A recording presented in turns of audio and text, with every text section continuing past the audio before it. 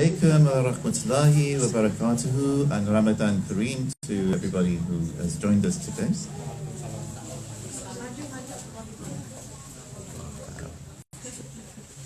It's really a good turnout and it's great to see all of you here, and I hope and pray your Ramadan has been going really well. And I've been asked to introduce myself by Pak Apid, because apparently people have been asking a little bit about my background and what I do and what my role is here at the University of Birmingham Multi-Faith Chaplaincy. So I will start by discussing this at the recommendation of Pak Apid. Oh, there he is. Don't tell him what I was just saying.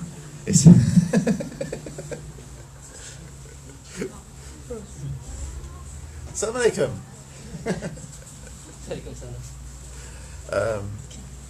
Joking about, I was saying, you mentioned that some people were curious what my role is here. So I will start with that. My name is Paul Salahuddin Armstrong. I'm the managing director of an organisation called the Association of British Muslims, which is the UK's oldest Muslim organisation, originally founded in 1889. And it was founded by an English convert called Abdullah William Henry Quilliam, who was appointed the Sheikh al-Islam of the United Kingdom by the Sultan at the time, Sultan Abdul Hamid II of the Ottoman Empire. And this was also recognized and blessed by Her Majesty Queen Victoria at the time. But my role at the chaplaincy, I was sent to the chaplaincy by the Association of British Muslims, and my role as a chaplaincy at the chaplaincy is what's called a Muslim chaplain. So traditionally, you would have chaplains in schools, in hospitals, with the army and universities like this. And a chaplain traditionally would have been a Christian priest who was sent to work in these establishments to look after the spiritual care of the people there. Now, of course, that was how it was originally set up. I don't know when it started. It's been going for a very long time.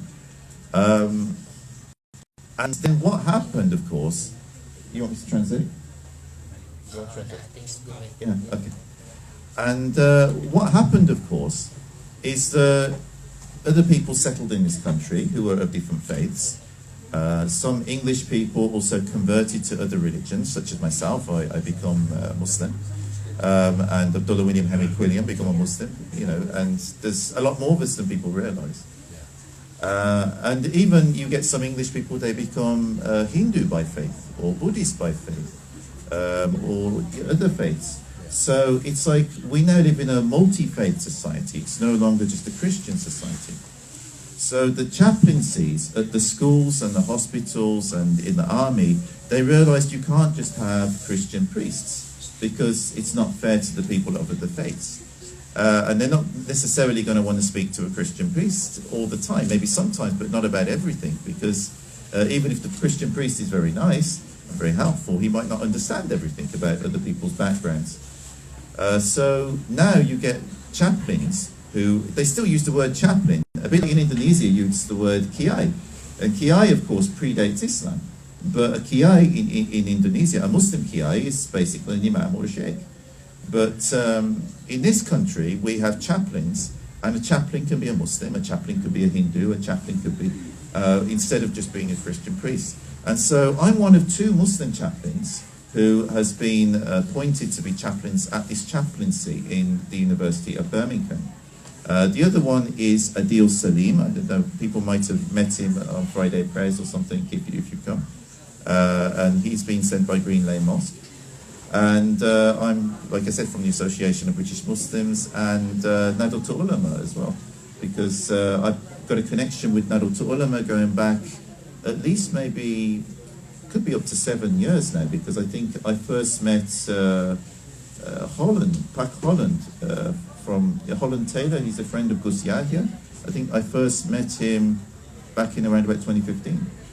And then I went to Indonesia in 2017, where I met Gus Yahya, I met Gus Yakut, before they were in their current roles. and we had good conversations. And I met other ulama as well while I was in Indonesia. Not all Nahdlatul Ulama, but a lot of Nahdlatul Ulama.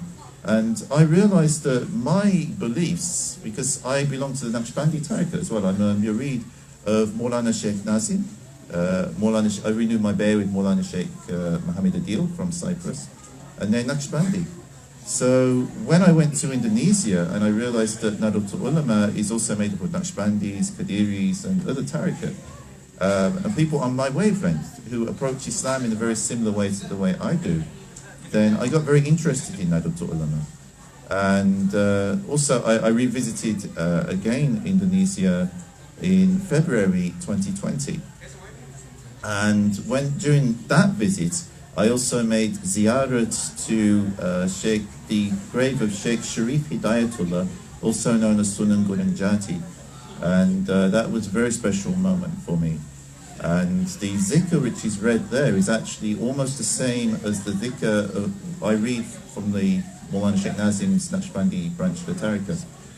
So, this is where my connection is with Nahdlatul Ulama, and I'm involved with PCI NU UK within the UK, and PCI MNU UK as well. The ladies sometimes connect with me as well.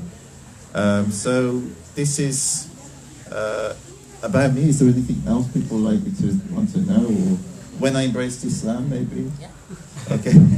Everybody asked that. Well, an interesting thing, people assume I used to be a Christian. I was actually never a Christian, but I always had a belief in God. And my belief was always Tawheed. Obviously, I wouldn't have known that word as a child because I'm English. But if you ask me as a child to describe God, then I would have said God is behind everything. In fact, I did once. I remember in an RE lesson at school when it was in my first school, a very early RE lesson. And I'm not sure exactly how old I was at the time, but maybe 8 or 9 or something like this. I was quite young. And the teacher asked us to draw God. That was literally, it was an RE class, draw your God. I'm sitting in front of a blank piece of paper. And there's other children, they're drawing crosses, or they're drawing a man in the sky, or a blue person. And I'm sitting in front of a blank piece of paper. The teacher comes up and tells me off and says, "Why aren't you doing your work?" And I said, How can I draw God? I can't see God. And she said, just draw something, So I thought, well, I have to draw something, otherwise I'm going to get told off again. So I started drawing a garden. I drew a sun with the face on it. I always drew a sun with the face on it. And I drew trees and flowers and like a garden scene. And then the teacher comes back and she tells me off again and says, "What are you doing, Paul? First you weren't doing anything, now you're just doing your own thing." And I said, "But miss, I can't draw God. You can't see God." I said, "But God made all of these things. He made the sun, made the tree, made the birds, the flower, and God is behind all of these things." And literally, that's what I believed as a child. So, of course, I never embraced a religion until I embraced Islam. And that was because when I discovered the Quran later on, when I was at university and I read it, it resonated with me. Weirdly, I couldn't actually read the Bible, even though I tried before that. My mom had a King James version of the Bible, and that's written in ye olde Shakespeare's English, so I thought maybe that's the reason I can't read it. So I got a new international version of the Bible, which is in plain English. I couldn't read it. I'd read a few lines, I'd get fed up with it, I just couldn't get into it. And then I was given a Quran from an Islam awareness school when I was at university. And whenever I had problems, I used to get out this translation of the Quran by Muhammad Mamadou Pictou, which interestingly is written in ye olde kind of English, not that different from the King James version of the Bible, but I could read it. And it impressed upon me. And I kept putting it back in this little shoebox. But I'd get it back out again whenever I needed to read something when I was going through those difficulties and I'd need to read something. And that's basically how I came into Islam. And this is why people ask me, and I say Allah guided me to Islam. It wasn't actually any particular person. but the Quran, and I was just drawn to it. And initially I actually crossed Islam off the list of religions to convert to, even though I had this connection with the Quran, because of the way some Muslims I met behaved, because they weren't the best Muslims. But eventually I realized people are people, and the book is the book. And so I prayed about it, and Allah revealed to me something, and based upon that I had no choice. I had to embrace Islam. And because when Allah shows you something, then what can you do? You can't ignore that. I asked Allah for a sign, something I would know is definitely from Him.